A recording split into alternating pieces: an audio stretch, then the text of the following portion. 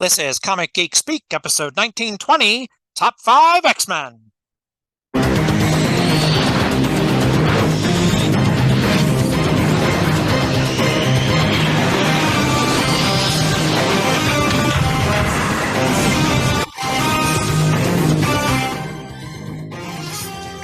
I'm Shane Kelly.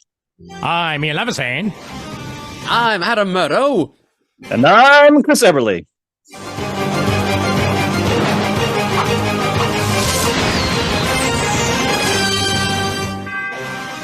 I heard Jubilee fire, and the one part always comes up, the Beast, right at the one cadence of the song, and the Beast comes up on the screen. So thanks to the Shane, we got to the 60s by way of the 1940s.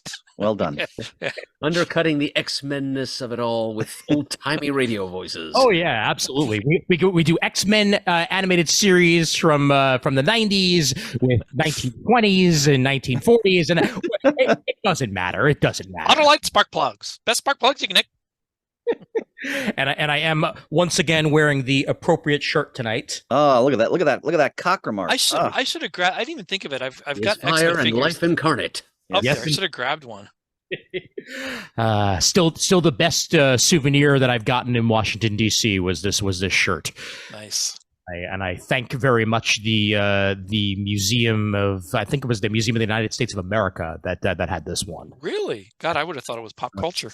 Yeah, well, the Museum of the United States of America actually is kind of a pop culture museum because it goes through a bunch of the achievements of America, and in the process has a whole bunch of stuff on, like it has like Captain America's shield on display and go on that nature. So when we took the kids down, they were redoing the actual pop culture one, so almost all of the artifacts like TV, Archie Bunker's chair, Fonz's, all that stuff was for the most part hidden away.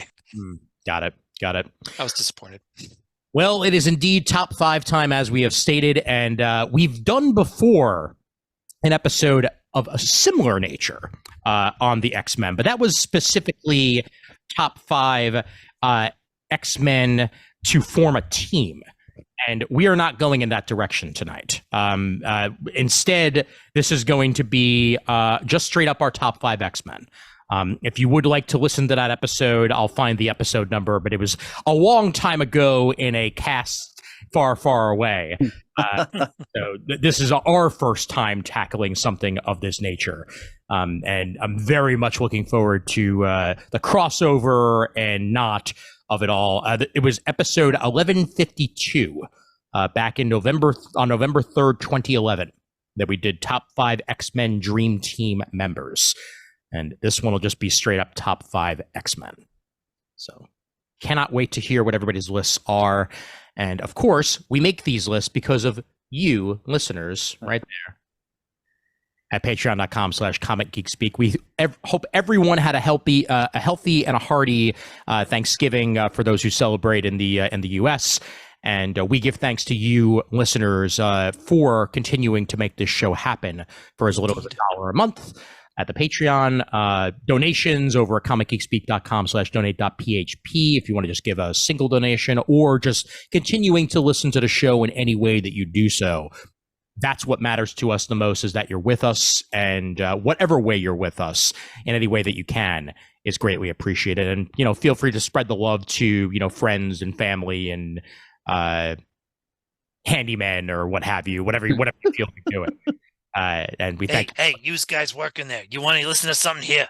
Hey, listen to this show. Hey, we're going with another accent. Why not? Hey. Very crusty to clown of you, Shane. I appreciate it. Oh, God. Patreon.com/comicgeekspeak. We thank you so much for all that continued support of the show. It's been a little while since we've done a top 5, gents. So how about we remind folks exactly what a top 5 episode is and what they should expect, and then we'll go from there. Top 5 episodes are quite literally our top 5 list in this particular moment, not tomorrow, not next Tuesday, not the Tuesday after that. It could even change as we're talking here, but That's happened before. that has indeed happened before. But these are our top 5 choices. We very much look forward to your top 5 choices as you make them on the Comic Geek Speak supergroup or what have you, so we can know what you choose. But we'll go around the table with our choices and then go into further detail after we do so. I'm very interested to find out how many completely unique selections we're going to have. How many characters appear on one list and one list only without stepping on each other's feet? Because, some of that is bound to happen. Oh, absolutely. I think all of mine are going to step on somebody's feet. Navigating that is part of the fun, brothers. I have lots of alternatives that might not, but my top 5 are going to step on everyone's toes. All right, very good. Well, let's start stepping on each other's toes. Shane, what is your number 5? My number 5 is Kitty Pryde Shadowcat. Okay. And there's our first toe step. Right? Yep, me too. There will definitely be a toe step at some point, but it is not going to be my number 5 choice. My number 5, Colossus. These are my alternatives. There you go. Murd. My number 5 is Cyclops. Very good. And Chris? My number 5 is Rogue. Fantastic. All right, Shane, back to you. I just always enjoyed this character, especially once she hit Excalibur. That's where I really fell in love with the character. I thought it was a great series. I thought she played a great role in it. I loved how they've used her over the years to be pseudo leader of various teams, especially more recently. Yeah. In the last, what was the last big reboot where she took over?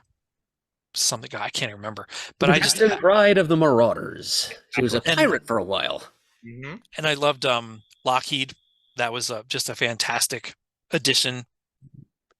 Yeah, I can't. I want to listen to Murd wax episodically about her because I'm sure she's on his list somewhere. Oh, yeah, She's on mine too. Yep. And just fantastic character. Unless I suddenly decide otherwise, she's also on my list. So we'll definitely be talking about her in depth later on in the discussion here. So very, very good. Yeah, love her powers, love what they always wrote her in, loved her love interest, loves her friendships, and I just enjoy the character anytime I see it. Excellent.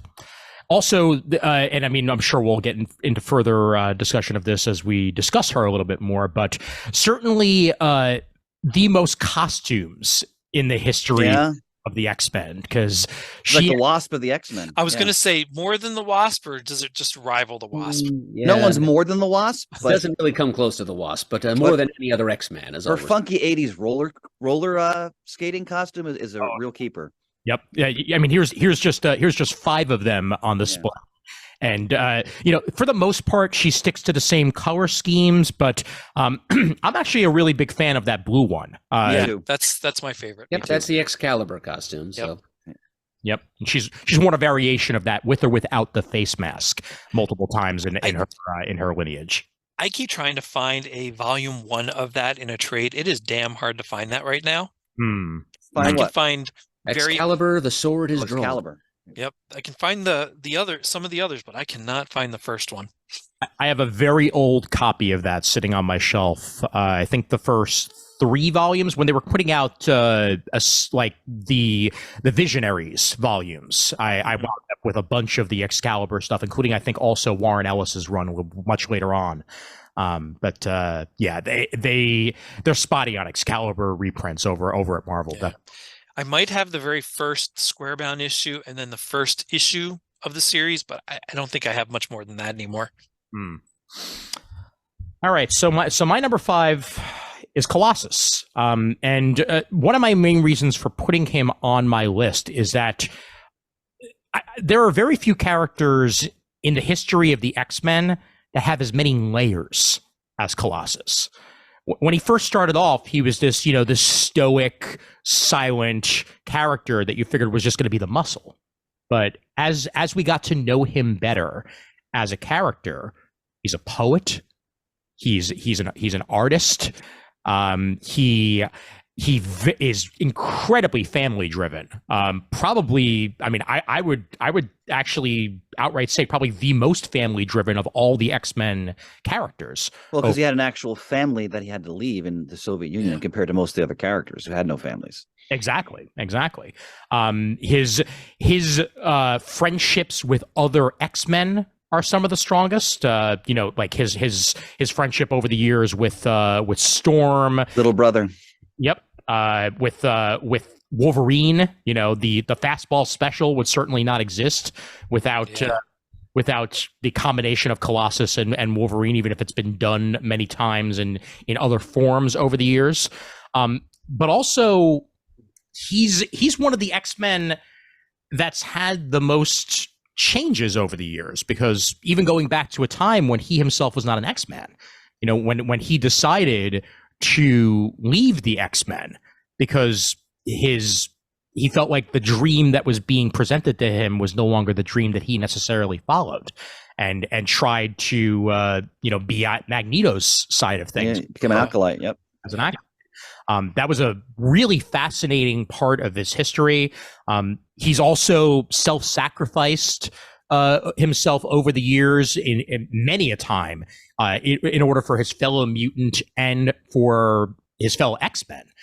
Of course, going back to the time where he himself single-handedly, well, not single-handedly, but through the machinations and the creations of formulas that scientists and Beast and what have you had created, ended the legacy virus.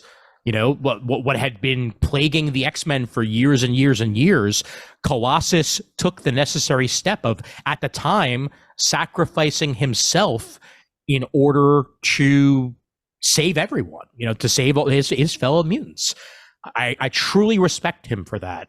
And for every hardship that he goes through, he still has, even when he was an acolyte, he still has that moral compass and that duty that continues to refuse to waver. And I really appreciate the character for that. He's a great teammate. He's a great friend. And he just exudes X-Men every single time he's there. Plus his relationship with Kitty over the years, for the ups and downs that it had, and other people that he's had relationships with have just, strengthened him as a character as well. So he had to be on my list. His sister was with the X-Men too for a while, right? Or am I a mutant? Yep. Ileana Rasputin. She and Kitty became best friends. Yeah. And Ileana is, or at least a version of Ileana is still with the X-Men to this day. It is not the same Ileana. There's a whole alternate reality or alternate timeline or alternate lifespan thing that got her back a while ago. But she's been with the X-Men now for many years. She was even one of the Phoenix resurrectionists, essentially, in the AVX crossover. She embodied Phoenix Force for quite some time, and has been a member of the Krakoan mutants for a while as well. So, one thing I would emphasize when I ever think of Colossus, I want to say it's issue 189. It's in the 180s. I think it's the consummate or archetypical Colossus story. It's after they come back from the Beyonders battle world, and he's deluded himself into thinking he fell in love with this alien he met there very briefly who died. And the issue is him telling Kitty, who still she's totally infatuated with him, and she's still a kid, that he doesn't return her feelings. And then Wolverine and Nightcrawler take him out to a bar, and the friendship Ian was just describing, you see that on display because they really talk to him. I think it's one of Claremont's best single issues of his entire run, because he really brings out, you feel the bonds between these men, and Wolverine is very blunt with him, and he's criticizing him for the decisions he's making. And of course, it's a Marvel comic. Oops, Juggernaut happens to be in the bar, and Donnybrook breaks out eventually. But that's incidental. It's really about the bond between these characters. And I just want to say, as a caveat before we go to my selection later on, everything I've chosen is the Chris Claremont version of these characters. For me, that is the version of these characters. When I think about what moves me about them, it's the way he wrote them. So just throwing that out there. I'll tell you, while I say my basis is probably exactly what you just said, there's been tons of stories over the years that also have adjusted my opinion on characters and made them my favorites. Colossus has had some of those greatest storylines post Claremont. Going to the Whedon. That's a great story. Yep. And sacrificing himself, and for that matter, I actually really liked when the short time when Colossus got the Crimson Bands of Sidorak and was running around as Juggernaut for a little while there in like the mid 2000s. That was like the Kieran Gillen run of the X-Men. And it crossed over into that for a little while there, and I really liked it. But I will also point out that there's a specific look for Colossus that I really, really love, and that is Colossus with the beard. It makes absolutely no sense with his powers. Neither does his flat top, for that matter. But, so be it. But there's something about Pietro Rasputin with the full beard that just accentuates his look that much, and I'm glad that over the past couple of years they've brought that back as a look. So really, really like that. All right, and Murd, over to your one-eyed selection. All right. Now, when we originally planned to record this episode, just pulling back the curtain for the listeners, we don't always get to record these things exactly when we most want to. So this can has been kicked down the lane a few times, and a little while ago it was looking like I wasn't going to be able to make one of those recording sessions. So I actually typed out my thoughts on my top 5 X-Men and sent them to Ian so he'd have something to read on the air in my absence. So I've decided I'm just going to read off my own script here instead of just doing the usual extemporaneous blather. So here's what I typed out a week or two, or a couple of weeks ago about Cyclops. The optic blasts and ruby quartz custom eyewear are cool and all, but what I admire most about old Slim Summers is the stoic resolve with which he's borne the burden of leadership, along with the many, many losses he's suffered over the years. His home, his family, the love of life several times, etc., etc. Even by X-Men standards, Scott's endured more than his fair share of tragedy, and though he's stumbled a few times, made a few questionable choices, even landed on the wrong side of ideological divides here and there, he continues to answer the call of duty come what may. I wish his detractors would try walking a mile in his yellow boots before dismissing him as a boring character. I mean, you're not wrong. And also talking about a character that has also gone through probably just about as much, if not more so, than any other X-Men has, with family losses and resurrections and all the other weird shit that happens when you're a comic book character. Cyclops has had it all happen to him and all happen to his friends, and yet he still has that resolve. Mm-hmm. Murd, great selection, and I have a lot more to say about Cyclops later on. But he doesn't have a sense of her. And I know there's other characters that I love for that, but I love Cyclops no less for just bearing down and just turning his anguish inward and not adopting the devil-may-care attitude of some of his teammates, such as Wolverine, like Nightcrawler, for example. I actually find it a little bit more relatable that he allows himself to become this taciturn and this saturnine as a result of all that he's suffered. Now, just superficially, I prefer the costume where his hair sticks out. Okay. The 90s costume. Yeah. I never liked the whole cowl over his head. I actually prefer the full head cowl. Yeah, I love the cowl. Yeah, I was going to say I have a 90s nostalgia for the 90s costume. But 3 belts too many. And I like the exposed hair, but also the helmet just sort of brings the whole quality of his his powers being a trap together in a weird way. That he even needs to cover his own hair as part of like the almost like the helmet that's being formed by the optic blasts. So, Levy Poo, what do you think are in those pouches? Yeah, I'm not talking about belts and pouches because that's a whole nother discussion, especially in the 90s. Every time I see one of these 90s costumes, I think of Wizard Magazine, which used to be called Mort of the Month, where they would spotlight and ruthlessly lampoon a character that whoever's writing the feature considers lame. Mm-hmm. They did one about the Scarlet Spider once, and he had some pouches like that on his outfit, and they asked the rhetorical question, what does he have in those pouches anyway? Yeah. His fruit roll-ups? So I've convinced myself every time I see one of these 90s belt pouches that's what the character is, just packing fruit snacks. Yeah. Maybe some Band-Aids, juice box, roll-ups. A picture of his mother, just lens cleaner. Oh, lens cleaner. Good old Shane. Oh man. Yep. But I'm all for the helmet look. I'm also all for the more recent costume with more of the blue circles and the black. That's one of my favorites, but also just his classic, pre-original X-Men costume. Sorry, post-original X-Men costume. The yellow Buccaneer boots. Yeah. Yep.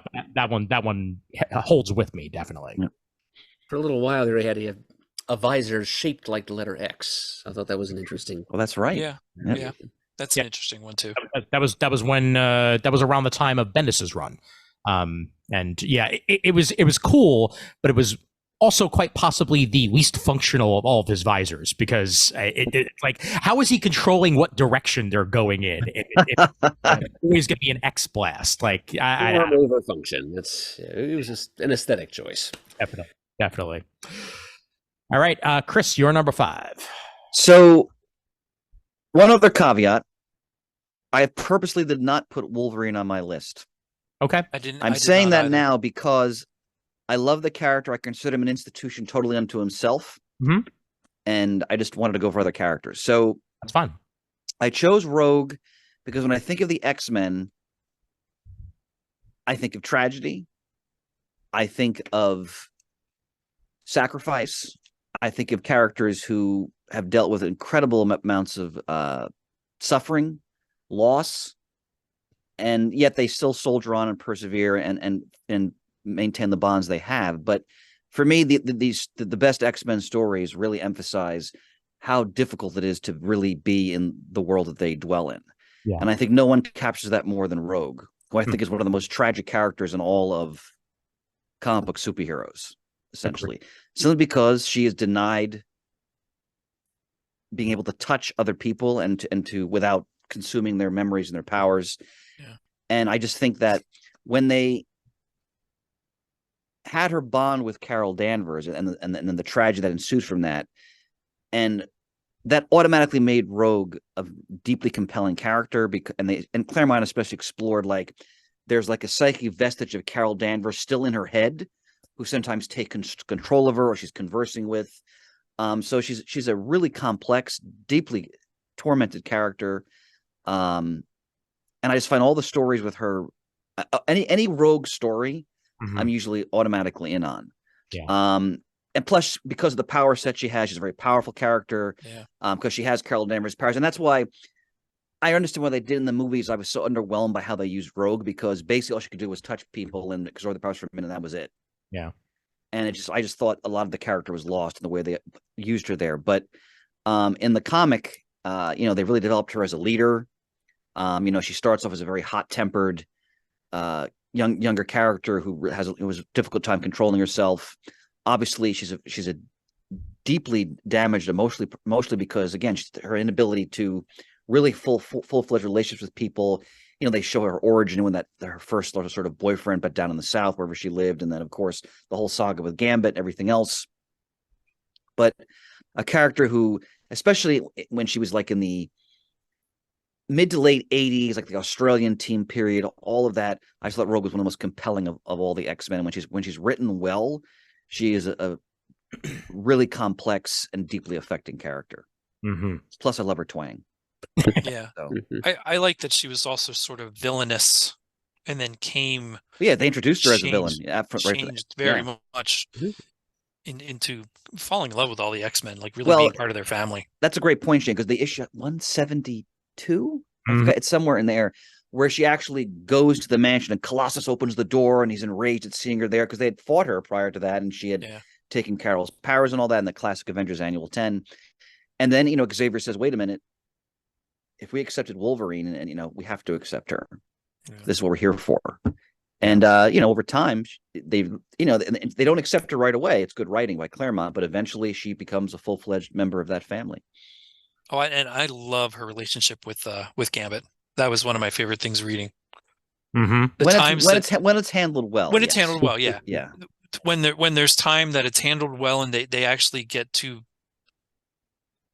be close, I appreciated those moments because they were few and far between.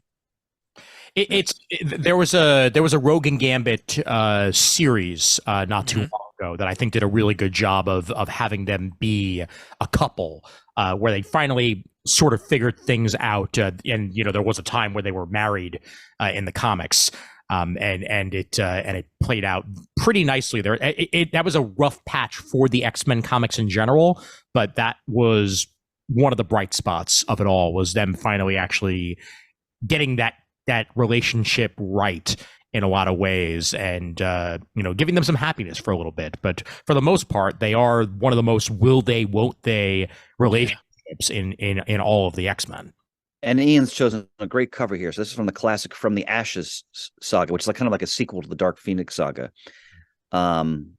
Magnificent. I think that's that Paul Smith art. Yes, it is. Yep. And this is when Rogue first joined the team, and I love the cowl she'd wear in those Hurley costume. The other X-Men are very suspicious of her. Wolverine is especially suspicious of her. It's really well done. And I think one of the other layers about Rogue that I appreciate is that although the X-Men have dealt with mental illness, many times over the years, whether it be Proteus or, whether it be Legion or stuff like that, I think that Rogue was their first real layered take on it. Because the fact that she had to deal with the fact that she had this entire other presence in her mind and that was constantly tormenting her. And, is she going insane? Is it actually there? Is it the powers? Is it her own mind? Is it a little bit of both? And it was a very, very well layered way of tackling that at the time that really still holds up today. And another great aspect of the character is how they developed her relationship with Magneto, where she became someone who actually kind of got through to him. Yeah, and actually had an emotional impact on him, and there's the classics, the Savage Land story that Jim Lee penciled, where they're together, and then of course they really explore that in the Age of Apocalypse, and they have the alternate reality versions of them, and their relationship in that story is very well written. It's good stuff. Yeah, I know Shane. I actually kind of hope. Oh, I'm a huge fan of Age of Apocalypse. I kind of hope, since they have Captain Marvel in the movies, that down the road we get to see Rogue and get her powers kind of the right way from Captain Marvel. I applaud that wish, my friend. I certainly hope so as well, because as Chris, you did mention the movies, the previous movies, is that they did kind of in a way combine the characters of Kitty Pryde and Rogue. In the movie to have her be like the Wolverine sidekick character rather than actually real personality. Every adaptation of the X-Men has to combine the character of Kitty Pryde with somebody, because there needs to be that POV entry point character for the viewer. Would you agree that possibly Days of Future Past portrayed Kitty better than any other iteration? Yes. I would also say that Days of Future Past, the Rogue cut, is... I didn't see that yet. I haven't seen that either. Is the best iteration of Rogue. I own a digital copy of it. You can get it via the Voodoo disc to digital, if I remember correctly, because I think that may have been how I got it in the first place. But it is my favorite version of Days of Future Past. All right, where I'm back in and really give Rogue the time of day, which is nice. Wow. Yeah. All right. Well, that's on my list because that's one of my favorite of those films. Oh, that's totally my favorite of any of the X-Men films. Yeah. And for Rogue, I choose 90s costume, quite frankly, because that's the most iconic. Oh yeah. Oh, the That's big my favorite. hair, certainly. Yep. I have a figure right there of Rogue and Gambit Nice. in that costume. All right, onward to our number 4s. And Murd, you can go ahead and start us off with our number 4. Well, by convenient segue, my number 4 choice is Gambit. There you go. Nicely done. Shane, your number 4. Beast. Very good. Chris? Nightcrawler. I am going to throw one out there, gents, because I had to be the guy to go a little bit further out to the left field. My number 4, Magneto. Oh, Hey, that's He's on totally my legitimate alternates. choice. I thought you were going to say maggot for a second, but so did I, actually. I was fully expecting that. I'm still considering some of those 90s X-Men, but I almost did, but quite frankly, they never got enough time to beat those characters all. in order to actually be on my list. So what can just a ridiculous name and not much more. So Yep. All right, go right ahead. Further information. All right. I guess I'm going first here. Okay, Gambit. That easy Cajun charm, those stealthy thief skills, the handy mutant power that lets him turn any everyday object, including but not limited to his trademark playing cards, into an explosive weapon. There's a lot to love about Remy LeBeau. He's a picaro, a bricoleur, a Casanova, and lots of other loan words besides.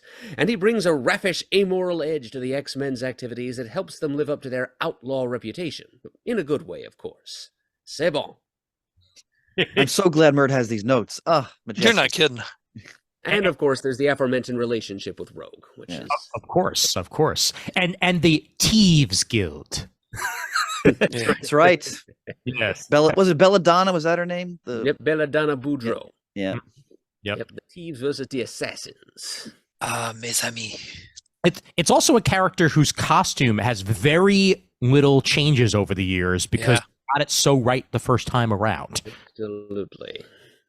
Ian, what is Gambit's status now?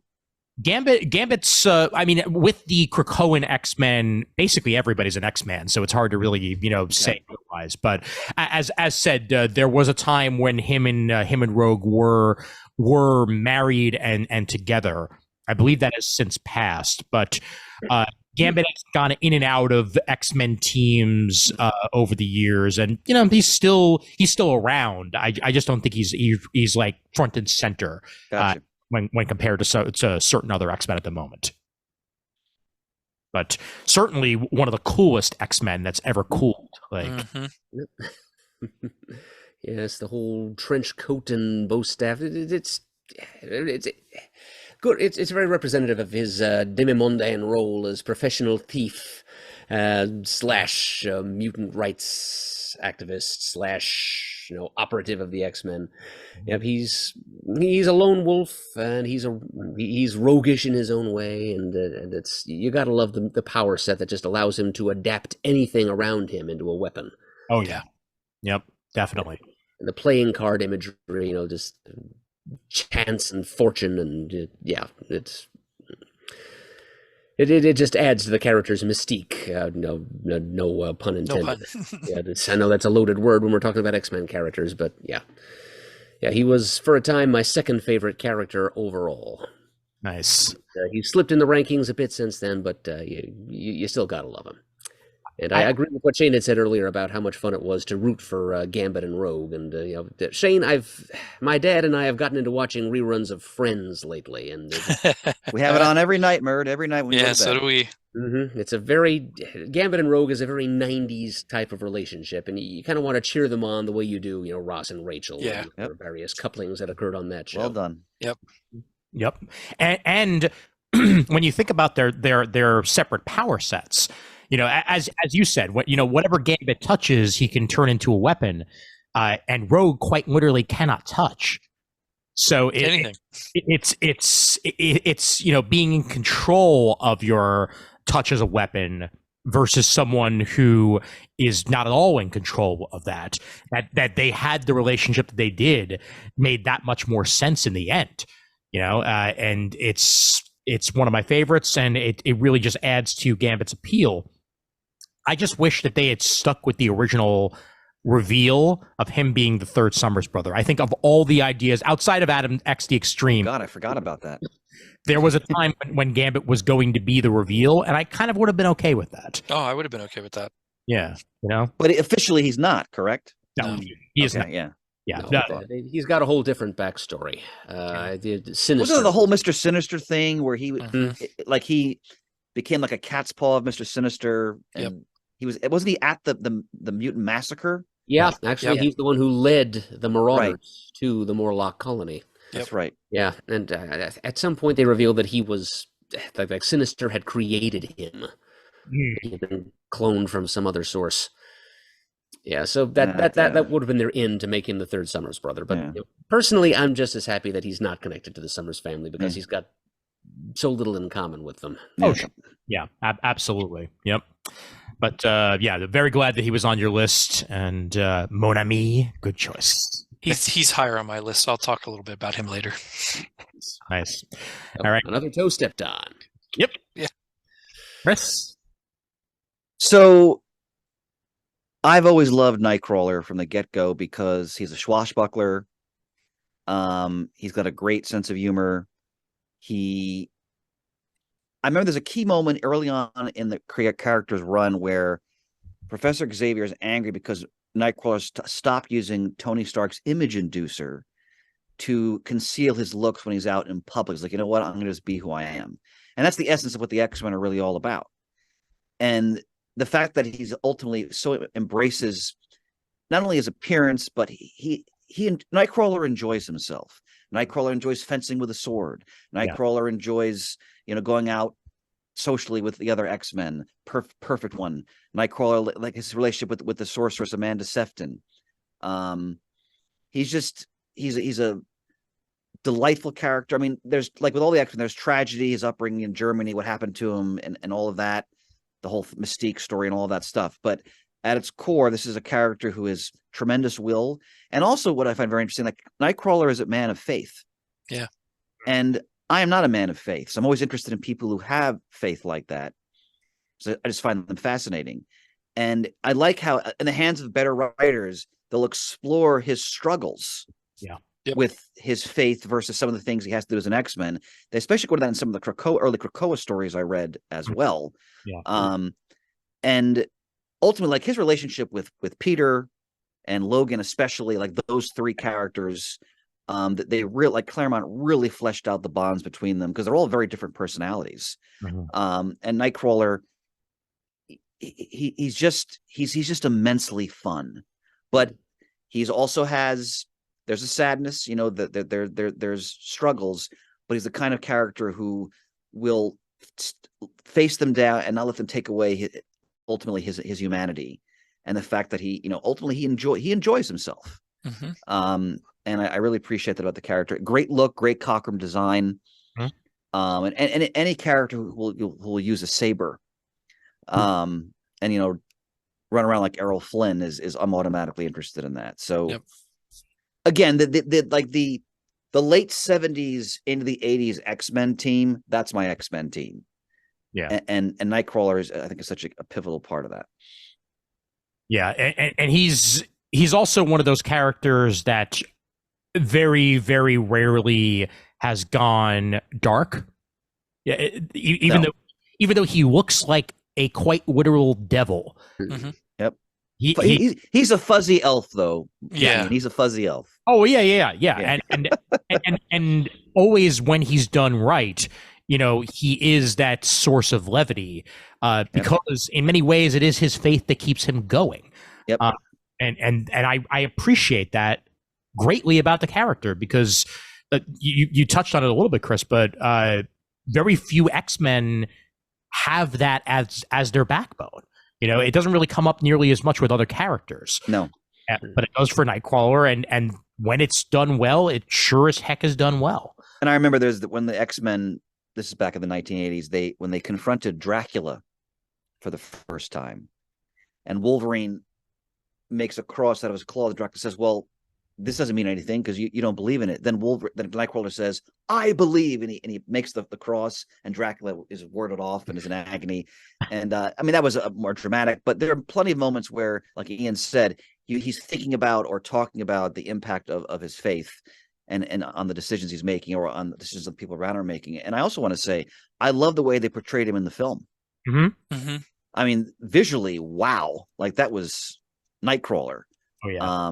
And I was so disappointed they didn't carry on with that character in subsequent films. I thought Alan Cumming really nailed it. They basically forgot about him after one film. So. Yeah, he came back. He came back for the last. Sorry, for the reboot, essentially. When they started using the younger characters of Cyclops and what have you. Nightcrawler was a part of that team, but it really did get lost in translation a little bit, just because I feel like he was on the low totem pole even of being fleshed out in that group. So yeah, I think when you get somebody like Alan Cumming to be your character, it's wonderful actor, you got to use him. You got to use him. Yep. All right, Shane, go right ahead. I'll speak about Nightcrawler later too because he's on my list. Mine too. Beast is just awesome to me for somebody who looks like he would be just a proverbial monster, but he is one of, if not the most intelligent, thoughtful thinking X-Men that is written. And a great sense of humor. Great sense of humor. I love when they used to use, my stars and garters, garters all the time. Just a fantastic character to have in the X-Men. I loved when he would be doing work, hanging from the ceiling, writing stuff down, trench coat, lab coat, glasses. Yep. It was a lot of fun to read any adventure he was in. But yet when he had to be, he really could be the literal Beast. I prefer when he's blue and furry versus the original. Being a big bulky guy with large hands and feet. Yeah. And also, Shane, you reminded me, and I know you'd appreciate how wonderful is his friendship with Wonder Man. Oh, yeah. Yeah. So he has a whole Avengers history that we could talk about. Yeah. Too. Yeah, because he was and Defenders. Yep. Nice. Levy Poo was right on the money. And then you take stuff that happened in X-Men with Beast and you translate that through the Age of Apocalypse and you get Dark Beast, which I also loved. Yeah. And then Dark Beast came through into the regular universe as well later. Just a lot of fun to read Beast. Plus, with all the changes that his look has gone through to make him a quite literal beast, the burden that he has to carry on that as well, that even with the amount of intellect that he has, he's never really found a way to reverse it. And at the same time, is there even a reason to reverse it, or is there or is there acceptance? And I think the character in many ways Ian doesn't even want to reverse it. He's more accepting of it. Yeah, I think now in these days, I think there are stories where he wanted to reverse it or considered it, and then of course they play with that in the movies like crazy, which I don't think played very well in my mind. I prefer when he just accepts it. Very much a poster boy for, just like Nightcrawler is, this is who I am. I can do a lot of good if you just let me. Absolutely, yeah. A character that's never really gotten the opportunity to be a leader on the X-Men, and I think every other member of the original 5 has had that opportunity at one point or another. But I can't think on the top of my head if Hank McCoy has actually had that opportunity. I can't think of a story or a time when he was a leader of a group. Yeah, because he wasn't the leader. Was he even the leader of the Champions? No, because that was. Who had the Champions when they were together as a team? Well, it wasn't the Beast because he wasn't on it. Oh, he wasn't. Oh, no, that was Angel and Iceman. You're right. He was over doing the Avengers stuff at the time. You're right. Yeah. And he never led the Avengers, and he certainly never led X Factor. So it's just always been sort of that support. Yeah. But it works for him. It really does. And always, the support, the go-to guy, the one you can rely on. Yeah. Yep. Excellent. All right. Over to my number 4. And I chose Magneto because it's funny with a character like Magneto that has for so many years been considered the X-Men's greatest villain. He also at times has been their greatest ally. Mm-hmm. And especially going back to the time when Professor Xavier was believed dead, and he ran the school of gifted youngsters and took charge of the New Mutants and was essentially an X-Man himself. Those were some of his greatest years because it was a culmination in a lot of ways. And really, like, in this world, we need a little bit more of the whole coexistence factor, that like you don't have to agree on every single thing, but as long as your heart is in the right place and as long as your goals essentially mesh, then that's what matters most. And Magneto's goal has always been to greater the mutant cause, and to have them achieve. Sure, he's gone about it in crazy ass ways over the years, many a time, but that's what the X-Men are all about too. And when he's been with the X-Men, when it's mattered most, he really has worked in that position. And now in the Krakoa era, especially, the entire Krakoan nation would be lost without Magneto. He's gone through sacrifices. He's also been over in Mars and doing a great job there, on the X-Men Red Team. But going further back to the time of the Bendis run, he was a very important ear to Cyclops many a time. Yeah. And they probably never agreed more during that era. And yet at the same time, he was weirdly a moral compass to Cyclops at times. Well, and he's been more ally than villain for a very long time, wouldn't you say? I would say so, yes. I'm not sure if it's going to continue to be that way, but probably since that New Mutants era, and even through the 90s with the Acolytes and what have you, like that was layered and whatnot. He was not an X-Man, and he was technically a villain at that point. Mm-hmm. But it was a very different Magneto that was being presented. And I think that I really do prefer him on the side of the quote-unquote angels, and I do on the side of the devils. And that I think that when he works together with the X-Men, that's when he gets closest to the goal that he wants to actually achieve. Yeah.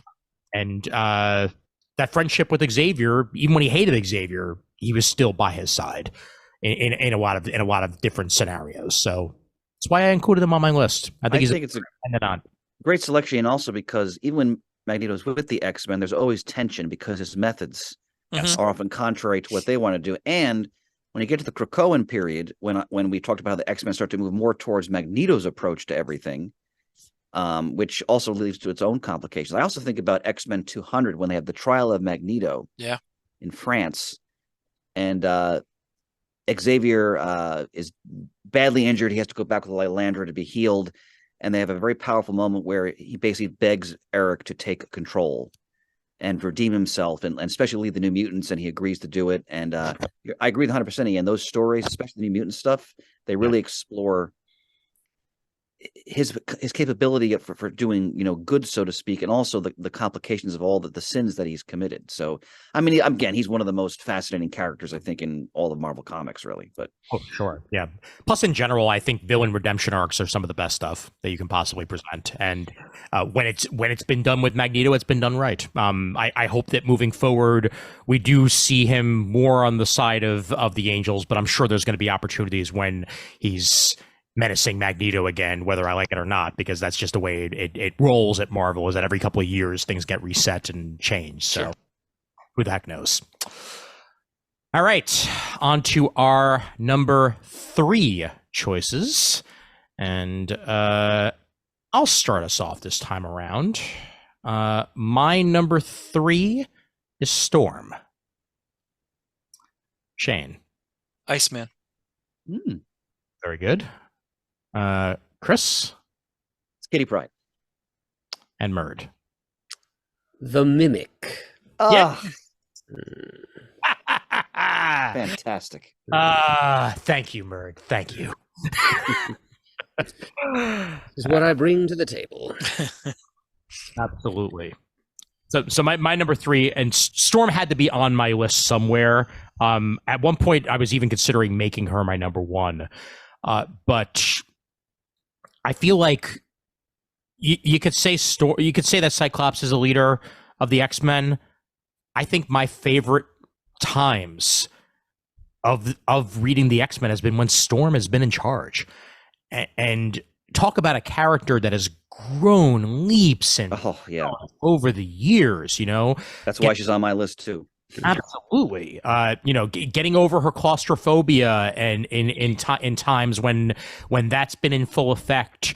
Her origins of being, a thief on the streets to eventually making herself into this strong, passionate, even-willed, and at times scary when she needs to be scary leader. Not to mention the Queen of Wakanda. Not to mention the head of the Morlocks at times. That's right. I forgot about that. Yeah, Storm Goddess at other times. She's been like a Valkyrie, a vampire. She's quite a resume she's got going. Yes, she has. Yep, and head of the X-Men in multiple iterations during their Blue and Gold era. In the late 2000s, she was the head. She's been the at the top of multiple of the Krakoan teams over the past couple of years, and even in her solo adventures and what have you, whether it be with Black Panther or whether it be on her own, we've really gotten further depth of character for Aurora in so many different ways. I loved her relationship with Forge when that was at its peak. Mm-hmm. The stuff with Black Panther, to this day, I'm still not the biggest Storm and Black Panther person, just for my own personal preference. There have been some good stories told with them, but I prefer them more on a we were once together and now we're not level, rather than her being the queen. I think they both work better separately, quite personally. I agree with that. But what was also brought forth with that, and that she is one of the few people that has been able to actually hold Mjolnir in the Marvel universe, happened more recently in the X-Men comics, which was just a badass moment in and of itself. But she's the Weather Witch, she's the Weather Queen, and frankly, the X-Men would not be what they are today without Aurora Monroe. So I very much had to put her on my list for those many reasons. All right. And moving on from there, who was next up on the order? I believe it was Shane. I think it was me. I don't remember. All right. Iceman, it goes all the way back to, for me, Spider-Man and His Amazing Friends. That's where I first got introduced to Iceman, well before I read comic books. And then just finding out that he was not just Spider-Man's friend like the cartoon portrayed, that he actually was an X-Men in comics that I could read. I always thought he was a fun character. I loved his power. Loved finding out that he was one of the original X-Men, and just he's been such a steadfast character in all of X-Men lore, that he's just a lot of fun to watch. I like when they change his costuming a little bit. Sometimes he's clear, sometimes he's like opaque. I just think it's a lot of fun to watch him do whatever he does and make the slide around, freeze things. Just I like when he's a snowman with his black boots. And what's happened over the past couple of years as well, exploring his sexuality, which frankly, it was something that was always kind of, tongue-in-cheek hinted at in the comics. But then when the decision was made to actually have Iceman come out as gay, it presented, new story opportunities. Both at the time, there was a teenage Iceman running around, and there was an adult Iceman, so you could tell two sets of stories if you even wanted to. But it was funny that teenage Iceman essentially came out before adult Iceman did in the comics. And then we're left with adult Iceman having to come to terms with the fact that, this exists for him in both ways, and finding himself as an adult in that process was really a fascinating story. And he had a great solo series by a Sin of Grace that followed that adventure at finding himself in a lot of different ways the past couple of years. So really fleshed out. I've always loved Bobby. I'm sorry, Shane, go ahead.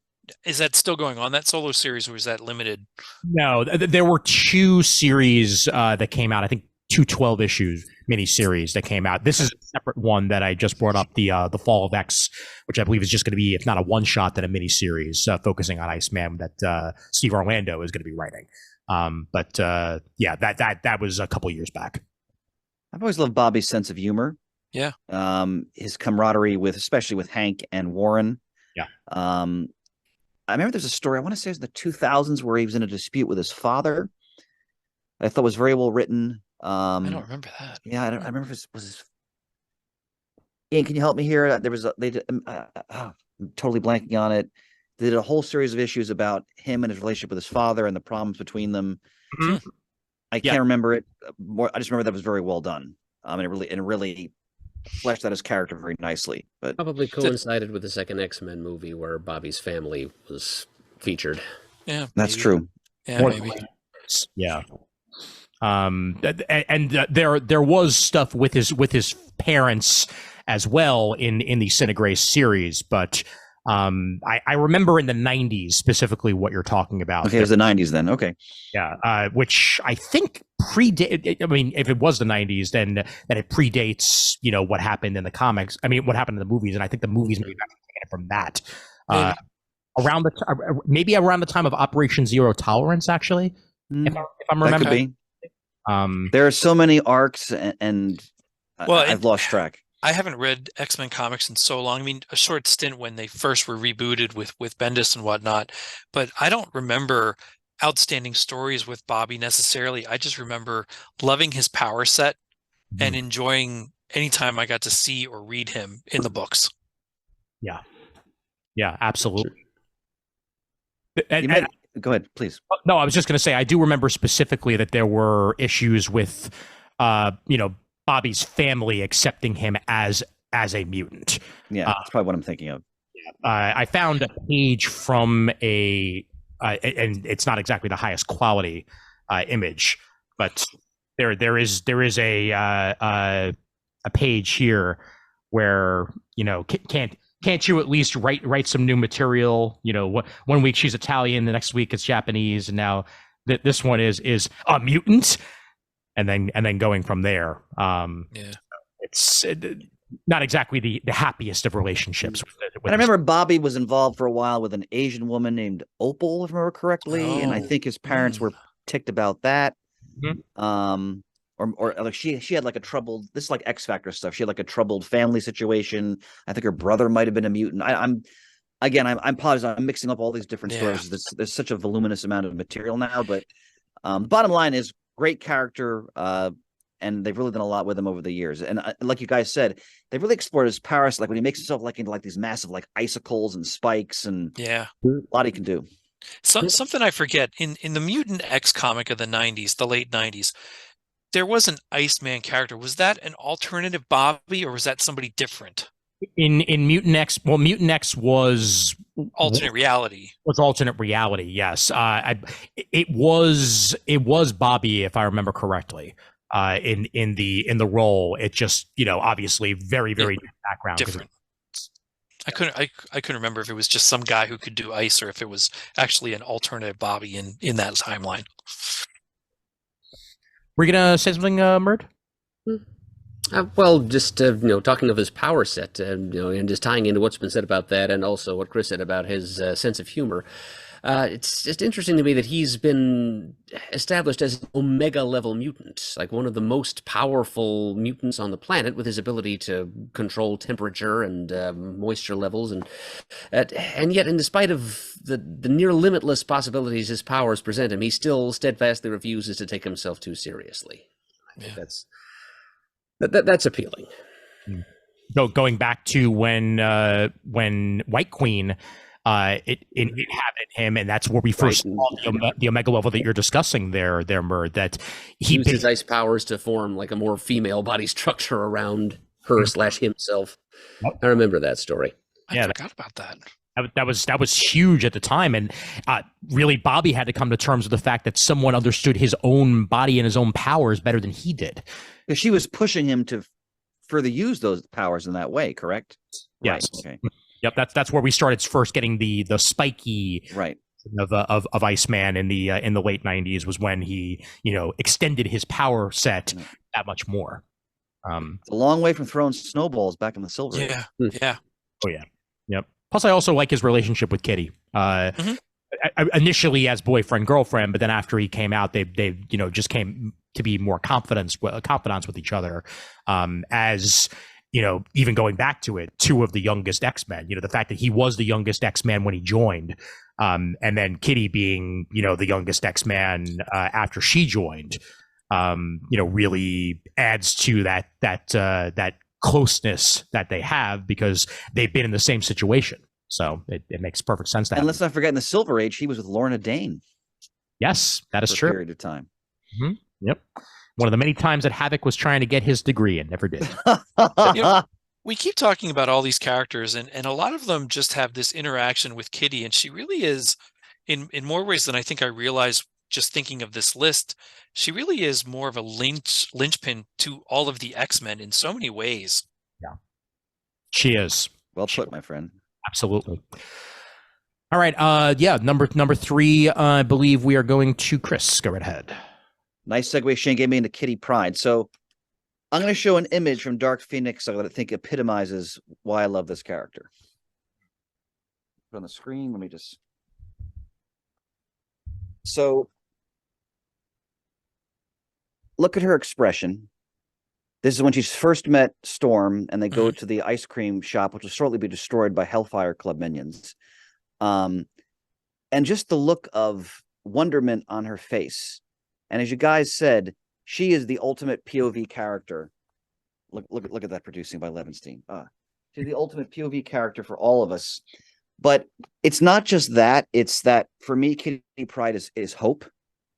Like, regardless of what's happened to the X-Men, all the terrible things they've experienced, the losses she suffered, including being stuck in a massive bullet object during the Whedon stories, for example, and losing Peter and everything that's happened. She always retains this sort of joie de vivre, this wonderment, that this optimism.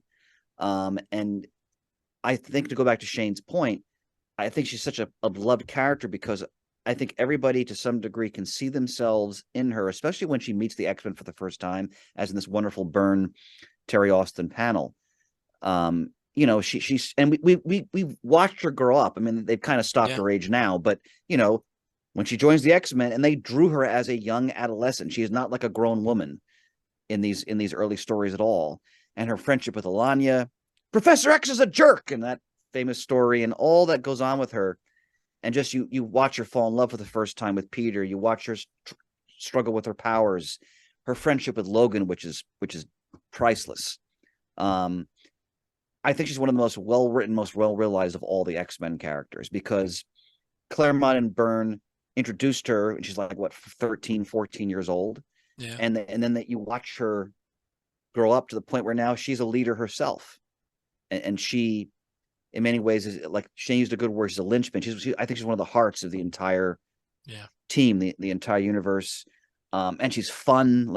She really enjoys a lot of the different roles she's taken on. You mentioned being a pirate, a ninja, all the different things she's done. Just a wonderfully realized character, and I think she should be cherished. One of my favorite, it's not really recent, but more recent things, that when she was very much uncertain that she would do it, but became leader of the time displaced X-Men. Yes, That's And right. kind of Yep. helped them along. That was a lot of fun to Well read put, her in Shane. that role. And I remember also in the 80s stories, they really developed, this is again Claremont, her friendship with Alanya, because the New Mutants are in the mansion too.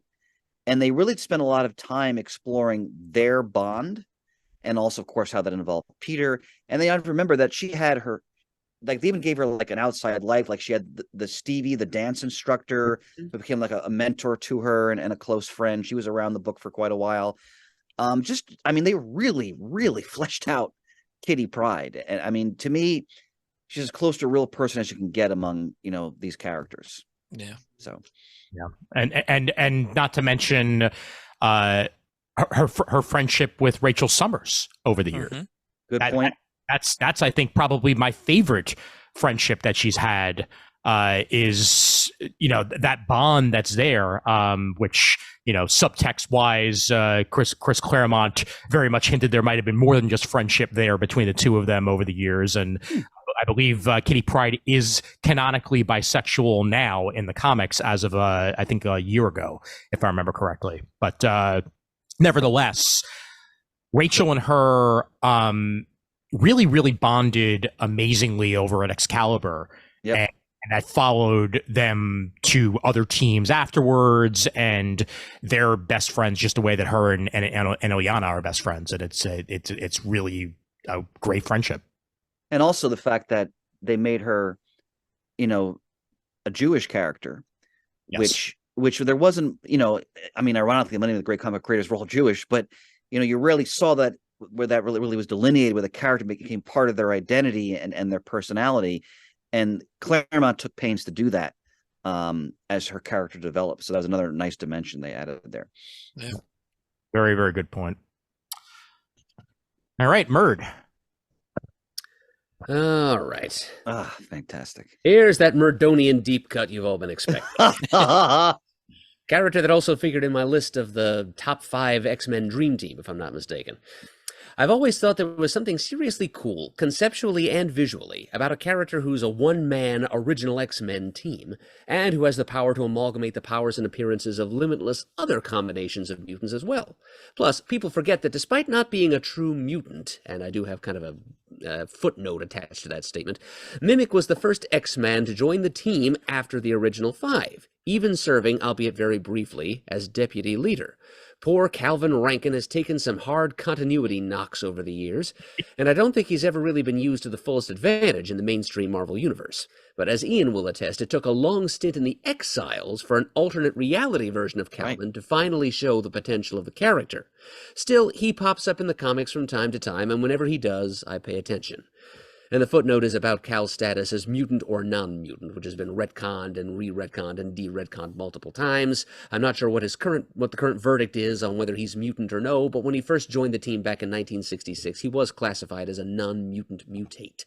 So for a character like that, to be the first character to join the team after the original 5 it's a footnote to X-Men history, and it's one that's always kind of fascinated me. And there's this great image by I want to say Werner Roth was the artist on the book at the time, but there he is with his orange outfit with a giant M on his chest, the large hands and feet of the beast, the wings of the angel, and that really cool take on the Cyclops visor Yes. with Yeah. the flared sides. Yep. Yeah, he's a little kind of he's kind of a riff on a James Dean figure. He's a character for the me generation. He's struggling to get out from under his overbearing scientist father's shadow. He's trying to establish an identity for himself, and yet all he can do is imitate the people around him. So there's your classic Marvel ironic twist. It's a character I've always liked, and it's a detail of Marvel history that I've always liked, and I continue to like it whenever somebody brings old Calvin back and uses him again. Yeah, I'm frankly surprised we haven't seen more of Mimic over the years outside of Exiles, which I loved the version that was Exiles. I mean, Exiles was great. Yes, it was. Yeah, especially because in that version, he quite literally got to be the hero that he was always supposed to be. he was Cyclops in his universe. You know, he was the leader of the X-Men for many years, and was that star guy. Like in an alternate reality of comic books, he was the head. Also in that version, I think he's only allowed to keep 4 powers at once, if I remember correctly, which was a nice thing to put on top of it, because you know the other version, our version of Mimic, doesn't really have those limitations. At least not that I'm aware of. Like he can pick and choose, you know, whatever powers he wants to have, as long as he's within the vicinity of the person and mimics their abilities.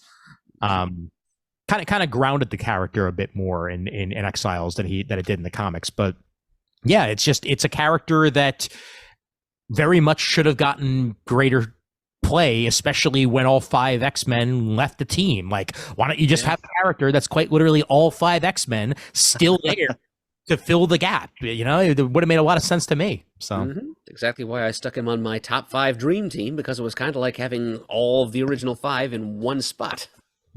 Absolutely.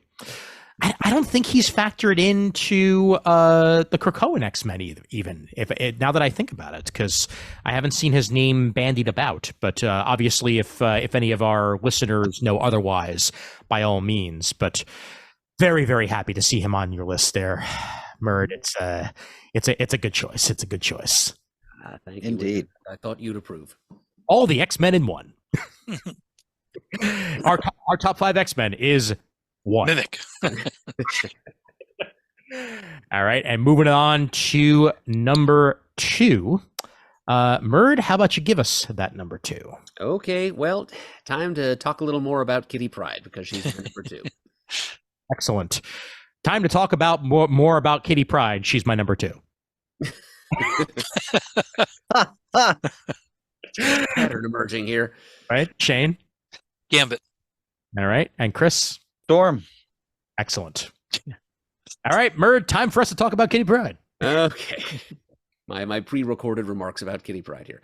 My most enduring geek crush. She's gone through many names and many looks, and Ian has put some of them on screen already, but I always think of her as Kitty Shadowcat Pryde in the baggy blue silk she wore as a member of Excalibur, because like Shane, that's when I first came to know the character well.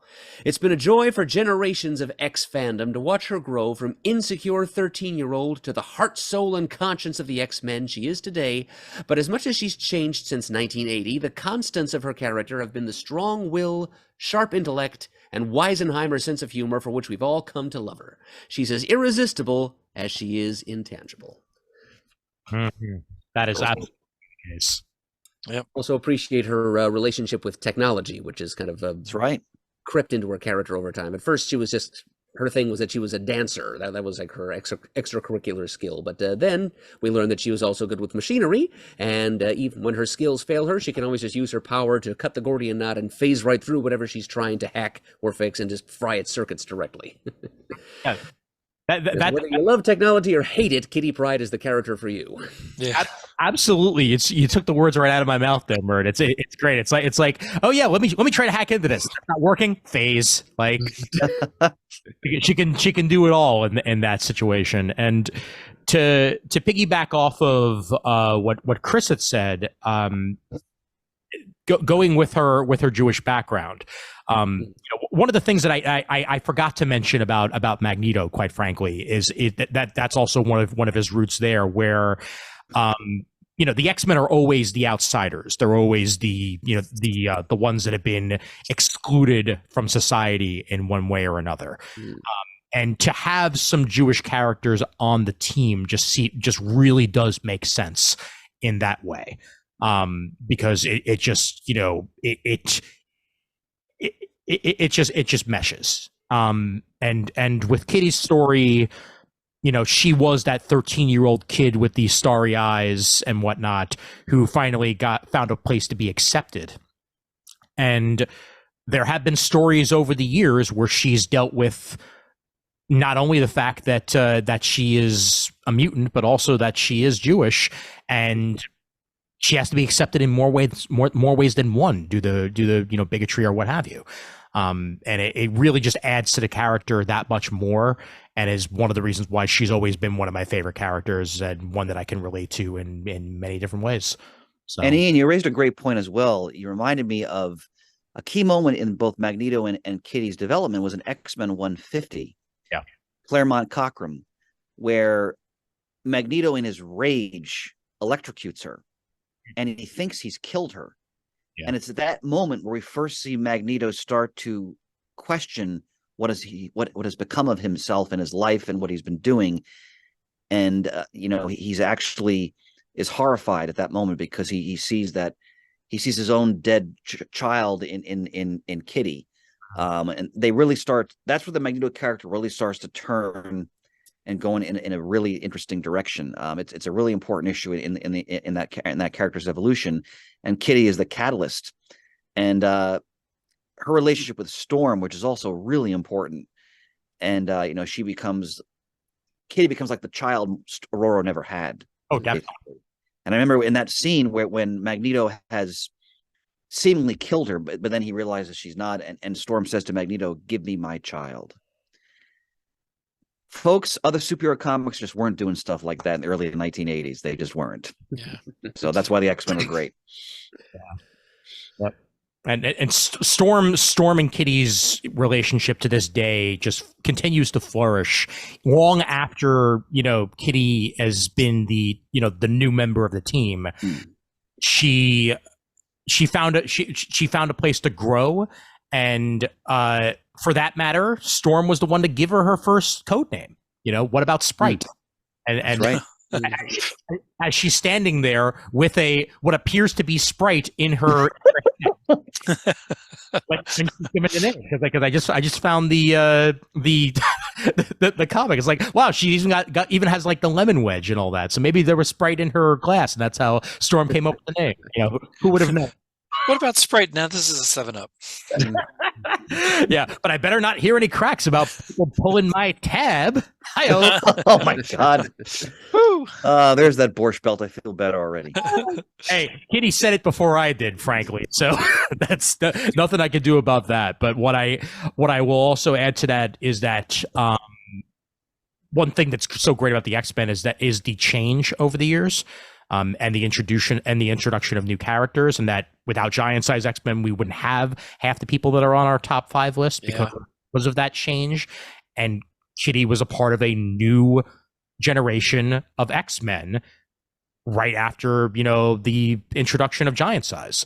She was, I'm going to be the next step. I'm going to be what's new, and she wasn't a New Mutant. She was an X-Man, and then eventually, they brought on the New Mutants, and that was a whole other team to deal with. So, yeah, she's great for many, many reasons. All right, terrific. Chris, go right ahead. So, really piggybacking a lot of what you already said, Ian, so eloquently. I mean, I've always loved the Storm character because, as you said, we've also watched her really develop and change as the years have progressed. I mean, when she starts, the claustrophobia, she's more aloof. She's trying to, because as Murd mentioned, she basically was living as a goddess in Kenya, right? Being worshipped by the indigenous people there at the time. And she would manipulate the weather for them. Before that, she was a pickpocket in the streets of Cairo, all of that. And her history is fascinating. And like you said, Ian, when they move her into the leadership role, and then the Mohawk and all of that, and the classic life-death story drawn by Barry Windsor Smith with Forge when her powers are lost, which I think is a tremendous story. Because that story, they really explore how Forge kind of brings her out of her shell more, like emotionally, and then she's shattered by the fact that she realized he designed the weapon that took her powers away. But this is a character who again, superb writing by Claremont and those who followed him, who really has, over the decades, really changed in our eyes like an actual person would, and that new experiences have had an effect upon her. And I remember when she had to challenge Cyclops in issue 201 to who's going to be the new leader, and she didn't have her powers at that point because she lost them because of Forge's neutralizer, whatever it was called, and she uses her tactical skills to defeat him. And you see Storm become, in some ways, a more ruthless character, befitting someone who now has to be a leader in these life or death situations.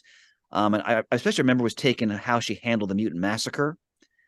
And, she really was no longer sort of the doe-eyed kind of more innocent character. She was a hardened, battle-hardened, in some ways ruthless leader of the team because she had to be. I remember there's a key scene where they've discovered a bunch of dead Morlocks, and she basically tells Wolverine in so many words, "You go do what you have to do now." And that's not the Storm of like 1979, right? Like, so it's great to see when they really develop now. And the whole thing with T'Challa, I agree with you. I was not a huge fan of the marriage. What I was a huge fan of was when Christopher Priest, again, I have to genuflect here, brought her into the Black Panther series, and he built on the old Marvel TV issue that Murd mentioned, made me aware of, where she and T'Challa had a past as kids, and then they went their separate ways. And she comes back when he's dealing with all the vicissitudes of the Priest series to act as an advisor and to counsel him. And they reveal that she's the only person he can actually open up to and kind of expose his vulnerabilities. It's brilliant. That's the classic Storm und Drang story we've talked about. I have my cherished piece of original art from that series where they kiss. But sort of that, that there's that bond, but it can only go so far because of circumstance. And she's a character. And Ian, I have not read the Mars stories. I'm looking forward to reading those, the X-Men Red stories that she plays a key role in. But I think one of the most fascinating of all the X-Men and one of the most well realized of all of the X-Men, because again, she's changed so much as we do in real life over the years. So that's my number 2. Excellent. Shane. All right, Gambit. So I like what was said before. I'll just expand on that. I always liked the thought of being a thief, a Robin Hood kind of character. When I played Dungeons and Dragons, if I could, I'd be a thief. I liked Gambit's look. I liked the bow staff. I liked the playing cards. I liked that he could make anything a weapon. I liked his mystery around him, and eventually that the big mystery through years was that he was part of the mutant massacre, if I remember right. That was the big reveal. Yes. Through that storyline. His relationship with Rogue, I just always found him fascinating, more so when there was the mystery than after. Truth be told, after the mystery, I lost a little bit of lackluster for me because, well, now there's no mystery. We know who he is, and I always liked that mystery about him. I also was not one, especially as a young guy, gosh, maybe 18, 20, to seek out with a lot of effort the issue that Ian actually just put on screen. I was not one to look for first appearances. If I went to conventions and I would find them great, or comics that I was looking for, but to try and find the first appearance of Gambit in X-Men 266, I went to Uncanny X-Men 266. I took to the phone book and called, I can't tell you how many comic book stores in southeastern Pennsylvania. Ended up finding one in a comic shop in Bloomsburg, Pennsylvania, that had a copy. The guy said he would hold it for me. I drove 2 hours north to get it and back within like a day of calling this guy. Wow. I forget. I think one of my buddies at the time went drove with me just to keep me company. But yeah, I drove up to Bloomsburg to this shop to pick up just this comic book. I knew a little bit about Bloomsburg because my mom and dad had always taken us to the Bloomsburg Fair, so I knew the area. I knew it took 2 hours to get to it. But yeah, as soon as I found somebody that had it, man, I was off like a shot. That's the only time I've ever done that. I still have that actual issue in my collection. I hope so. Yeah, it was just so much fun to see that character, and he's the kind of character that secretly I would like to be. A little bit devilish, a little bit thievery, still on the side of the angels, but sometimes not. And cool look, great aesthetic. Like Ian said, his look really hasn't changed much. I love the use of the bow staff, love the use of his energy powers, especially with the playing cards. It's just a cool guy kind of persona that you got to keep that comic because you have a great story around it. Oh yeah. It's fantastic. And Not to make you jealous, Shane, but I found my copy of Uncanny 266 in the bins at Pagoda, like 15 minutes from my house. One day I just said, hey, I wonder if they have a copy of Gambit. Oh, there it is. It was like $16. Just... Wow. I want to say, gosh, this had to be, I can't even remember if I was graduated high school. It might have been 1989, 90, 91, something like that. Yeah, it's got to be that far back. And his friendship with Storm is another thing to mention as Yeah.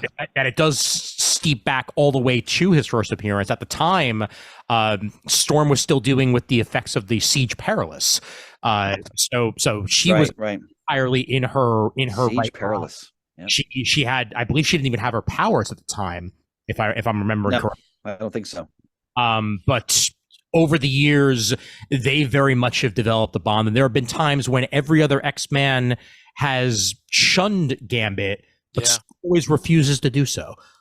Even after the big reveal about where Gambit's original intentions were, and the fact that he was there for the for a lot of sinister stuff, didn't really. And the team abandoned him in Antarctica to die. Yeah, that's right. Yeah.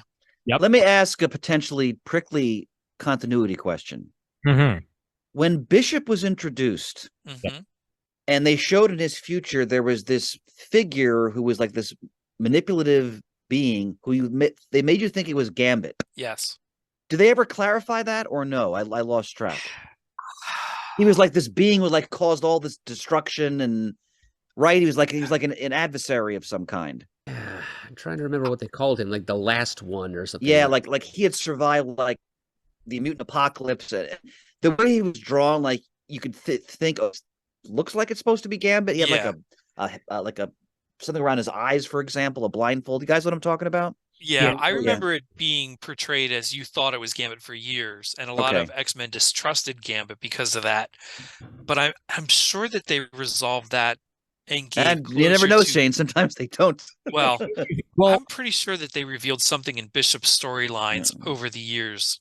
They did. They even revealed who the traitor was. That's right. They were supposed and that's to be what a traitor. I can't remember who it was. Yeah. So what you're thinking of is Witness. That's Witness. That's yeah. The Witness is, and I'm on Gambit's Wikipedia page here. Boy, you're a brave man navigating that. I know. Tell me about it. In Bishop's future timeline, Bishop stumbles upon a video from the past with Jean Grey making a frantic call That's to. Right. That's right. We should never have trusted. We knew so little about. That's right. Oh my God, I forgot about that. They then wound up using that almost verbatim in the animated series, so that was terrific. But that's right. When he's just disturbed by this, Bishop seeks the Witness, a man who is said to be the last person who's ever seen the X-Men alive. He enters the Citadel, and for some time he continues to watch Gambit's every step until he finally convinced sometime later that Gambit was not the traitor. But it's never fully believed or fully confirmed that the Witness is Gambit. Okay. However, I believe it was like this close to being revealed. But the traitor they revealed, I remember, and I could be misremembering this, I remember being disappointed. It's Xavier. Was it? The traitor is Onslaught. That's right. That's right. Yep. Yeah. And I mean, that didn't come for many, many years afterwards, but they eventually, it even has the scene with Jean making the video, because it's when Onslaught manifests himself that is what that's taken from. So gotcha. Little snippets of dialogue are restored to their original context and fleshed out by, I think, Mark Waid. Yep. I believe. Really? Oh, wow. Well, great detective work by Murdoughnian here. Thank you, gentlemen. Because I just remember, I think I want to say, was it John Romita Jr. art? I don't recall, but the way they drew the Witness, it was clearly like it was Gambit. Like it was like an old, beaten down version of Gambit, basically. Yeah. Okay. I was just curious. Thank you. That's what I always thought at that time. Basically, it was Gambit. That's the way to look at it. And eventually he's killed by the Marauders of the future or something like that. Whatever. Oh, well. All right. Here we are with our numero unos. And Shane, you can go ahead and start us off with your number one pick. Nightcrawler. Excellent. Murd, your number one. Also Nightcrawler. Yeah. I don't think we've ever had the same number ones, Murd. It's just as much overlap as I was expecting in these lists. Yeah, it's about right. Chris, your number one. Mr. Summers, Cyclops. Hey. And you know what? I've been waffling back and forth as to who my number one was going to be, whether or not it would be Cyclops or whether he wouldn't even be on my list, because he's either number 6 or number 1. So I'm gonna go with Beast. All right. Okay. Yeah, I'm gonna go with Beast as my number one. Gentlemen, this is one of the fastest top 5 we've ever done.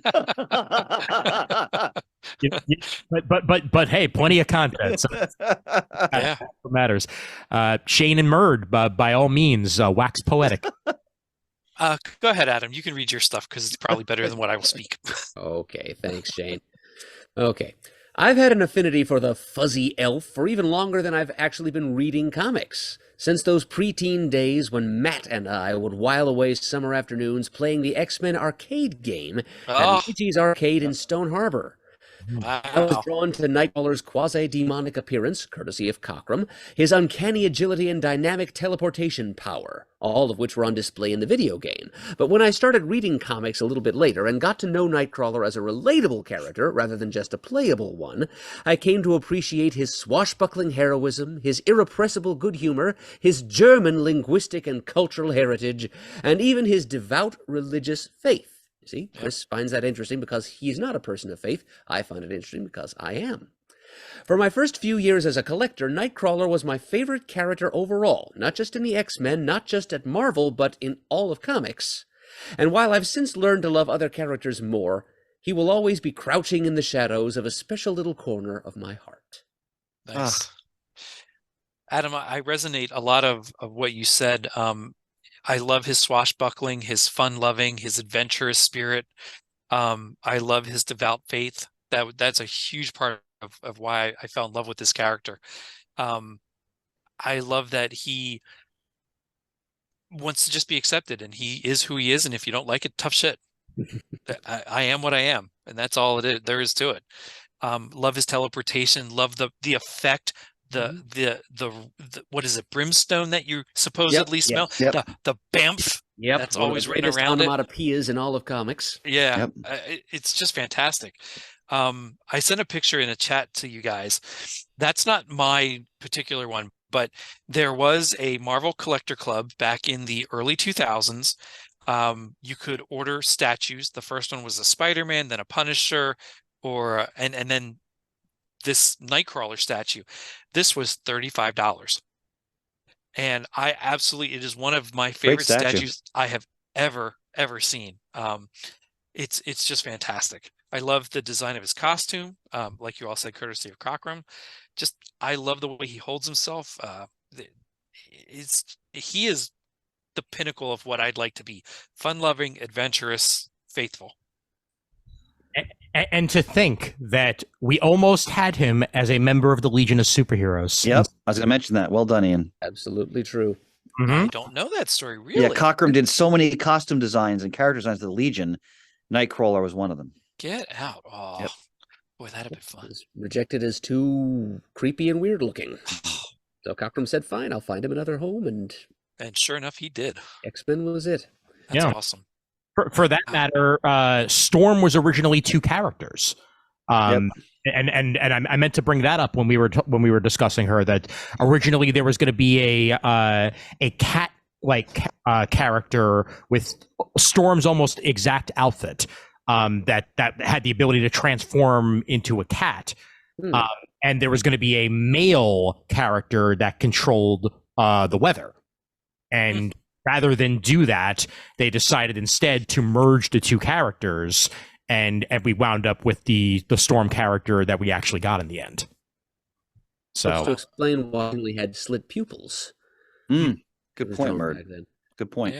Yeah. In fact, I found something here that's there we go. an unused Outsiders pitch that Wow. that also There he had is. Waller as a potential character in the mix. So I think maybe Cockrum's. I'm sorry, Murray. Go ahead. I some of these apologize. other characters might have found their way into the Futurians later on. Yep, I believe you're right. This page is a reminder of the wonderful artwork Cockrum did in the Micron Crystal stories, the Shi'ar, the Space Armadas. I mean, he did some of the best work of his career, in my view, in those X-Men stories he did in the 1970s. Agreed. Yep. Well, I don't think I've ever seen that picture before. Yeah, I forget. Yeah, I definitely have before, and I remember when I first heard the story, I just thought to myself, that is the biggest what if. Like all these, and I'm sure there probably are other characters that started off as pitches for one company and wound up as characters for the other instead. Well, Ian, think about all the designs he did for the Shi'ar Imperial Guard. I mean, that is an amazing array of costume designs and creature designs for that. Almost every one of them is a Legion analog. Yeah. Yeah. Yep. How about that? How about that? All right, Chris, you're number one. So this was very easy for me.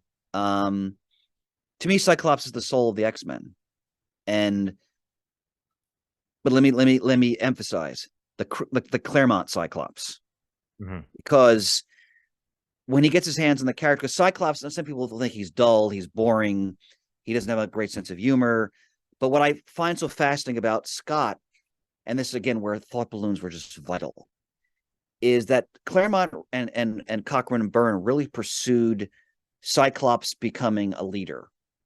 Obviously, he was groomed to be the leader from the beginning, but it's in those stories where again, we're talking the Bronze Age, the latter Bronze Age into the Copper Age, where you because of thought balloons, you read Cyclops thinking through his tactical challenges and what he has to do to lead the team, to deal with this particular circumstance, this adversary, and the weight that is upon him. His brooding, the often life and death decisions he has to make, and the consequences of that. His relationship with first Jean and then Maddie, both of which are terribly tragic, as Murd alluded to, and all that he's endured. His sometimes difficult relationship with Xavier, especially as he becomes an adult, and Xavier is hesitant to kind of let the reins go, which is a very real world type of circumstance, and they really explore that. I just think he's a fascinating character because there's so much going on internally with this character, and as you guys mentioned, the loss of his parents, his relationship with his brother or brothers, I should say. He just, everything about the character is just resonant about what the challenges of being a leader and how difficult it is, especially in this hypercharged reality we're talking about, to lead. Because essentially, especially get to the later stories, like what was the island, Utopia, that they lived on for a while? Yes. Yeah, Utopia, and then of course Krakoa. He's not just a combat leader now. He is like the chief, administrator and like symbol now of this essentially civilization. So I just think it's a character who when in the hands of the right scripter, I think is as fascinating as any member of the X-Men has ever been. So I can't imagine the team without him. I mean, obviously, I think Storm was a great field leader too, as we talked about, but Cyclops is in a class by himself. I remember there's a great moment in Dark Phoenix Saga where the Hellfire Club, they're in the mansion, the Hellfire Mansion, and the X-Men break out of their trap that Hellfire Club has set for them. And Sebastian Shaw is thinking, I gave one opening and Cyclops saw it and he took and he said, I like that in a leader, something like that. But he's a fat character again when he's handled correctly. And to talk about handled correctly, one of the reasons why he was either going to be my number one or my number six, and AKA barely off the list, is because of what happened with Madeline Pryor, which is not at all his fault, but the complete mishandling of the character when suddenly Jean came back into his life, and then like a sad puppy dog. Ian, I mean, he just abandons his family in Alaska and Yeah. It's chasing the it's, twin dragons of Jean Grey and X-Men leadership. Yes, I compare it to the really bizarre Richard Dreyfuss moment in Close Encounters of the Third Kind, where he basically leaves his entire family, like at the dinner table, essentially, and basically it's like it's almost like he's joining a religious cult, essentially. And I just watched that movie again recently, and I was like, okay, this is still a great movie, but that's really creepy. And like, you know what I'm saying, Shane? Like what he's doing, yeah. and like, it's the same thing here, Ian, because it didn't really make sense. Oh yeah, and Jean Grey Phoenix should be on my list, but she's not because of all that nonsense. Yeah. So. Well, I also to piggyback off of that sentiment, and to also piggyback off of the whole Madeline of it all. There's very few characters in the history of comic books that have lost as many years with his family than Cyclops did, because he thought with Cable too, of course. Yep. He thought his dad was dead, and then he finds his dad is a space pirate, and he has to for years and years of not having his dad around. He loses, 30, 40 some odd years with his son, depending on how old Cable is, depending on the day of the week, and has to, build a relationship with a fully adult son that he didn't get to experience. The Adventures of Cyclops and Phoenix, fantastic. Very good. Absolutely fantastic. That's the Gene Hobbs pencil story, right? Yeah, that's well done. Yep. Beautiful work there. That was hard to track down. Wasn't there a Cyclops solo series featuring the young, time-displaced Cyclops of the all-new, all-different X-Men, where he got to spend some time with his dad out in space? Mm-hmm. Yes, indeed. I that was an ongoing series, and I read that. I was reading it for a while. It was incredibly well done. Really just making up for lost time, because sure, he's a teenager, but as a teenager, finding your father again, of course, what are you going to want to do? You're going to want to go on adventures with him, and his dad's a space pirate, so of course he goes on adventures. The Star Slammers. And to piggyback off of that as well, all the lost time he had with Jean, if you want to take the Madeline out of it, that he lost years and years and years of time with someone who he thought was dead forever, and had to decide whether or not there even was a relationship to build. And you remind me of something really important, Ian, if I may, that I thought really took Cyclops leaps and bounds. So this is early on in the Claremont run, when they think Jean has died in the space shuttle, and then she comes out of the water as Phoenix. Oh yeah. And then she collapses, and they bring her to the hospital, and they don't know whether she's going to make it, and then she's going to survive. And Cyclops goes into another room by himself and breaks down sobbing. Mm-hmm. And I remember as a kid, and then Nightcrawler is going to go in and goes, "Oh, I better leave him alone." And he's just saying, "Jean, thank God." And he's just like, you see him like literally trembling with tears, and like, this is a superhero comic. Like, wow. I mean, that character, like that panel alone, he just went leaps and bounds. Mm-hmm. Yep. Although I did also enjoy him with Emma Frost, by the way. I will add that. That was fun. Oh yeah, that was fun. I did like that. Yeah, because they were obviously such opposites in their personalities. Didn't he kind of hide their relationship for a while at first? For a little while. Yeah. And it wasn't even a relationship at first until as Jean was dying, she gave Emma permission in that comic, which was weird enough as it was. But she was like, "It's all right. Is that the Grant Morrison stuff? Yeah, that's the Grant Morrison. Yeah.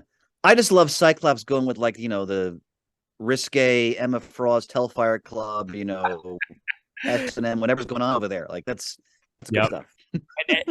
and him pining over Psylocke in the 90s. That's right. That's right. Well, Psylocke was going after him brazenly. Yeah, big time. Yeah. Which I think may have been explained as Psylocke unintentionally coercing him eventually, but still, that was weird. Yeah. Part of that was whatever fragments of Quanon's psyche. That's right. Yeah, that's right, Murd. Yep. Exactly. God, Scott's had quite the misadventures here. All right, yes, I forgot about Psylocke. Nobody's had it going on like Cyclops has had it going on over the years. That. All right, so yeah, my number one is Beast. And Beast is a character that I've always kind of been able to relate to as the bookworm, as the nerd, as the second fiddle character in the original 5 in a lot of ways. Because yeah, he could jump around and he had big hands and he had big feet. Like that was essentially what Beast was. While everybody else was having fun, he was off in the corner reading a book because he wanted his feet. With his feet, exactly. Because he was having fun doing that. Yep. Exactly.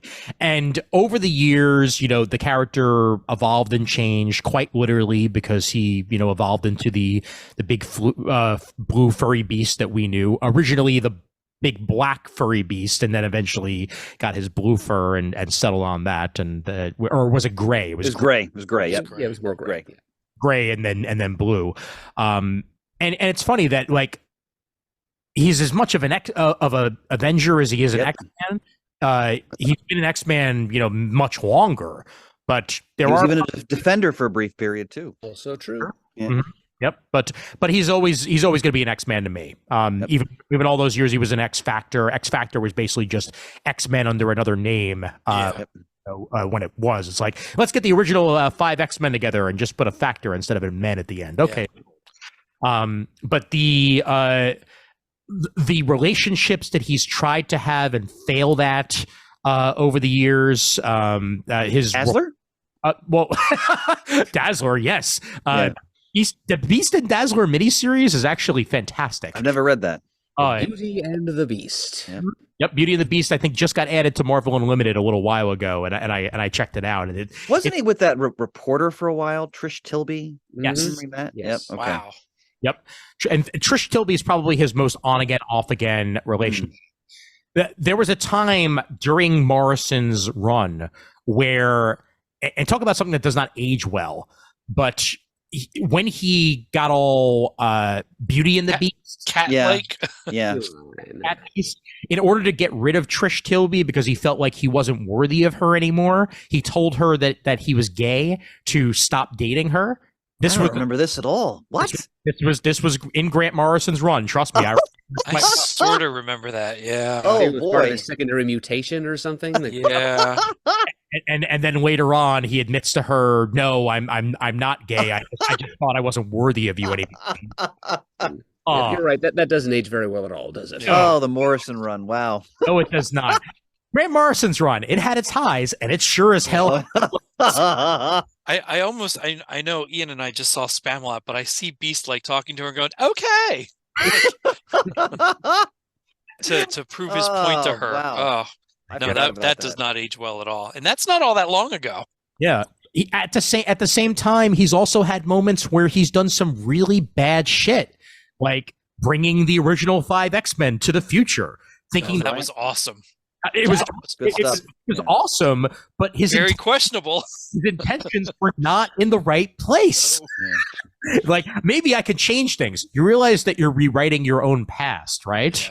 Yeah. That's a thing. What could possibly go wrong? We fuddle with the space-time continuum. Exactly. Nothing. Star Trek does it all the time. But when he succeeds the most, he succeeds as the tactician. When he succeeds the most, he succeeds as the man who's doing the research to ensure that everything goes the way that it should go. Because he's got the brains, he's got the know-how, and he is the best side man you could possibly have in an X-Men team. He doesn't have to be the leader, but he sure as hell is the guy who makes sure that stuff gets done the way that it's supposed to get done. And great sense of humor. Oh, great sense of humor. His relationship with Angel over the years, him and Warren has been and Bobby too. Yeah. The three of them. Oh yeah, I think back to the Silver Age stories when they go. It's great 60s stuff. Mm-hmm. They go to like these like jazz clubs and coffee houses. They're all like swinging places and dance to the Monkees. I'm a believer. Right? Yep. And Hank would make all these quips, and he'd always talk like have a very elevated vocabulary. Mm-hmm. He tried to like wax or seduct whatever girls they were dating, and it's priceless stuff. He pined after Jean for a while. Who didn't? Exactly. Exactly. If you were male and you remember the X-Men, then you pined after Jean. But including apparently Professor X. If you go back to that one throwaway panel in the Silver Age. No. Mark Waid remembered that Yep, again he sure when he was did. building up Onslaught. That's just one of those dirty little secrets of Xavier's that added into the composite psyche that was Onslaught. I love traumatizing Ian. Come on, we've all got skeletons in our closet. I liked how, going back to the when the 5 X-Men were in the future, how they utilized, where they actually had that conversation between Teen Beast and Jean, and they worked it out, and they became really like almost best friends during that run. And I feel like that's a relationship that needs to be explored more in current continuity. Just the friendship and camaraderie between Beast and Jean, I'd love to see explored a little bit more. But yeah, he's a terrific character. I love having him on the X-Men, and he's one that I've related to a lot over the years, and that's why he's my number one. Every now and then I'll catch myself doing something and something will be surprising and I go, oh, my stars and garters. And I got to watch myself. I've done it too. People kind of look at you like, what the hell are you saying? Like, they don't know what I'm talking about, but I know what I'm saying. Him not accepting being broken out of jail in X-Men the Animated Series was one of my favorite moments as a kid, and it still is today. And it's so Beast. Like, no, I'll wait it out. Don't worry, I'll be out before you know it. You know, he's not going to break the law. He's going to be upstanding because he's Beast, and that's the way he does it. And his love of and they really pursue this in the Avengers with his friendship with Wonder Man, his love of going to the movies, going out on dates. You know, going to restaurants. They re-released. I probably talked about it. The one shot they did back in the 90s. The Beast, Wonder Man, Avengers 2, whatever it was called. I think you guys know what I'm talking about.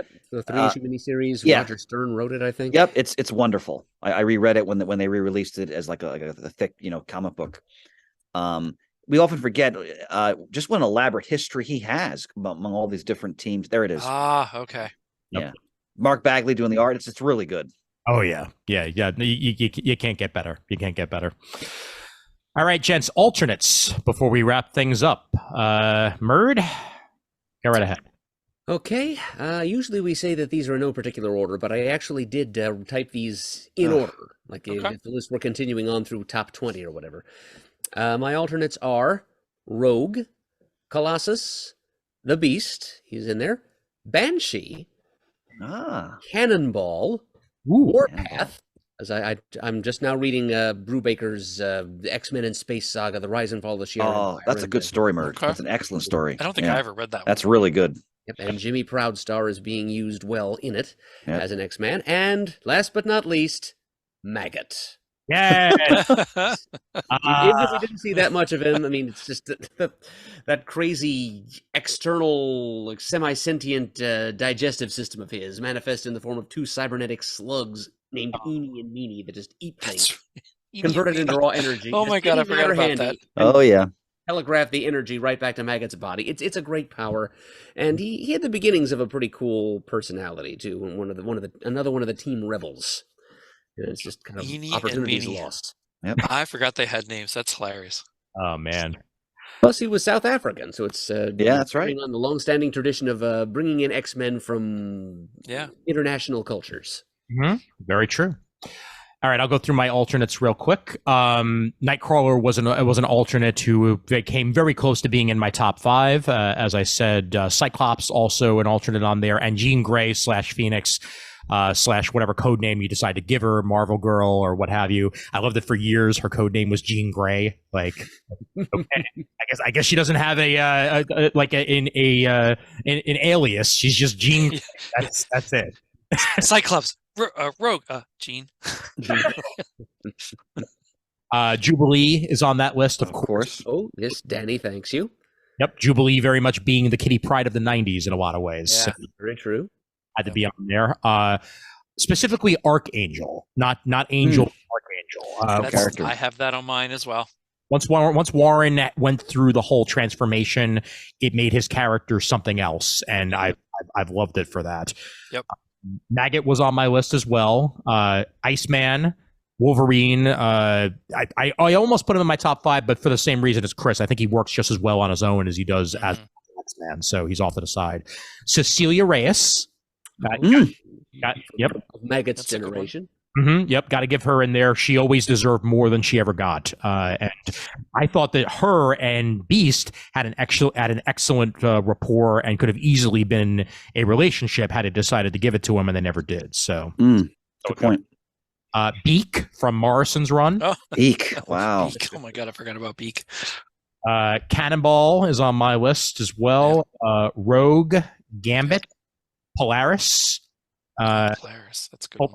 Polaris, another one who's gone through as many turns as good or bad as Magneto himself, and the mental instabilities of Rogue, for that matter. And Havoc with a K, of course, in there, and for his Mutant X stuff, for that matter, because that was great. But again, alternate timeline doesn't count in this particular reality. But I put him on there, and Cable to finish myself out. So. Boy, Ian, I'll tell you, your list is very close to mine. Bishop, Archangel, for very specifically Archangel, Professor X, Havoc, Wolverine, Mystique, Colossus, Rogue, Psylocke, Dazzler, Forge, Jubilee, Cable, the White Queen, X-Man, Nate, Multiple Man, Magneto, Dark Beast, Cannonball, and Moira. Can I take one moment here? We barely mentioned Mystique. And Mystique has such close ties to so many of the people that she sure does. On our top 5, whether it be Nightcrawler, whether it be Rogue, to Gambit to a certain extent. She's one of those central characters when you think about it. Yep. Yeah. Absolutely. The fact that she is Nightcrawler's mom, and she's also Rogue's surrogate mother. So throw that all in there. So. And I guess for me, my last one that I mentioned, Moira, not even when they kind of retconned her into being a mutant, I just liked the character in X-Men comics. Great character. No, really good. A long way from being a housekeeper. Yes. Yeah. Certainly the case. Yep. Chris, your alternates? Not that many. Colossus, of course. Havoc. I love Dazzler in the Australian team, period. I thought they really used her character very effectively there. Bishop, and like I already mentioned why Wolverine isn't noted here.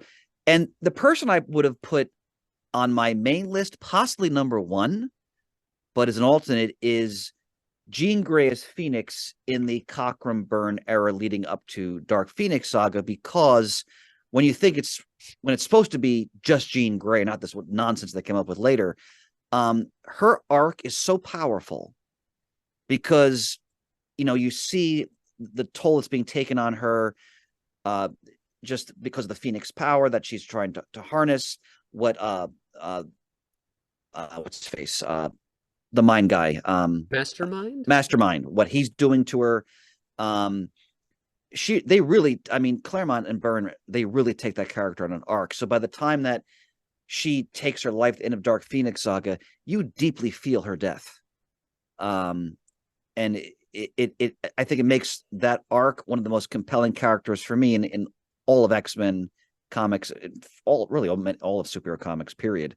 But they ruined it. So that's an alternate for me. So close and yet so far. Yep. Yeah. All right, gentlemen. I think this was even with the crossover and the extra picks and whatnot. I think this was actually a really good selection, and I can't wait to see what the listeners put on their lists. Here. I'm sure there's tons that we've missed. Oh yes. Oh my God. Don't be shy about sharing, folks. We'd love to hear from you. Mm-hmm. Yep. I'm sure somebody probably has Quanon on their list for all we know. Not Psylocke, but the Quanon. So. You never know. Revanche. That's right. Oh, yes. There you go. All right. Well, before we wrap up, once again, a reminder that you guys over at patreon.com/comicgeekspeak keep this happening. So we thank you so much for all that continued support that you give. We really do appreciate it. And you can join in for as little as $1 a month on said Patreon. And thank you so much for that once again. Patreon.com/comicgeekspeak. Make sure my volume is up, and it is. And Shane, over to you, sir. Visit us at comicgeekspeak.com. Send us an email at To send us an email, the address is comicgeekspeak@gmail.com. To leave a voicemail, the number is 267-702-6642. Stop by thecomicforums.vanillacommunity.com. Check us out on YouTube at youtube.com/comicgeekspeak. Follow us on Twitter, like us on Facebook. Oh gosh, now I guess it's called X or whatever the hell that is. Thanks to everyone again for contributing to the episodes and supporting us. We appreciate it. Send in your Muddle the Merds. We didn't even mention those today, but send them in. And as always, we are uniting the world's mightiest heroes, one listener at a time.